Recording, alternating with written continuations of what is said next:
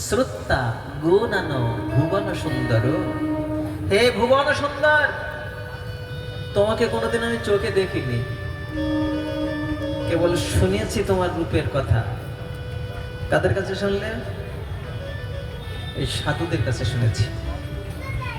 আমি সাধুদের কাছে তোমার গুণের কথা শুনেছি আর তোমার রূপের কথা শুনেছি। আমি কোনোদিন তোমাকে চোখে দেখিনি।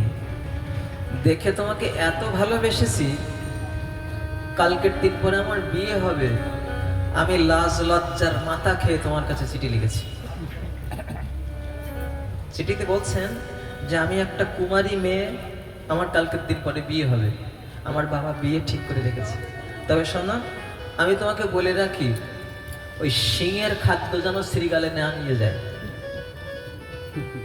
সিংহের খাদ্য বলতে তুমি হচ্ছে পুরুষ সিংহ, আর আমার বাবা যার সঙ্গে আমার বিয়ে ঠিক করে রেখেছে ওই শিশুপাল, ও হচ্ছে শিয়াল। এই সিংহের খাদ্যটা যেন শ্রীগালে না নিয়ে যায়, আমি তোমাকে আগের থেকে বলে দিচ্ছি। আর শোনো, আমি কোনোদিন তোমাকে চোখে দেখিনি, তুমি ত্রিভুবনের মধ্যে সব থেকে সুন্দর শুনেছি আমি মুখে, সাধু মুখে। আর তোমার গুণের কথা রূপের কথা শুনে আমি তোমাকে এত ভালোবেসে ফেলেছি, আমার ধৈর্য লজ্জা সব জলাঞ্জলি দিয়ে আজ তোমার কাছে আমি নির্লজ্জ হয়ে চিঠি লিখে দিলাম। তাহলে চিঠি লেখার কারণটা বললেন, কিন্তু চিঠিতে কি চান সেটা কি এখনো বলেছেন? চিঠি লেখার কারণটা কি সেটা এখনো বলেননি, সেটা বলছেন।